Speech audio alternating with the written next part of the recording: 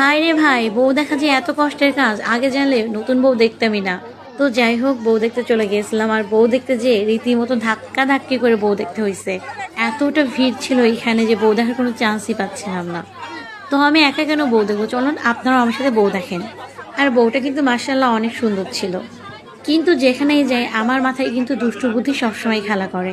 আমার সাদা মনে একটা কালা কালা প্রশ্ন আসছিল, সেটা হচ্ছে স্টেজের মাঝেও জামাই বেটা কেন কালা চশমা পরে আছে, বলেন তো আপনারা একটু।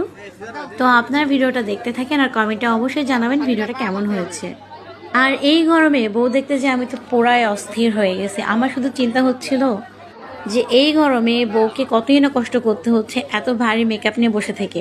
যাই হোক, কিছুই তো করার নাই, মেকআপ নিয়ে তো বসে থাকতেই হবে, কারণ আজকে সবার চোখ তো শুধু বোর পরেই থাকবে। তো এখানে অনেক দুষ্টামি করছি আমরা, সেগুলো ভিডিওতে অ্যাড করি নাই। তো অবশ্যই ভিডিওটা ভালো লাগলে লাইক কমেন্ট অ্যান্ড শেয়ার করবেন। আর এই বিয়েটা ছিল আমাদের একটা প্রতিবেশী বিয়ে।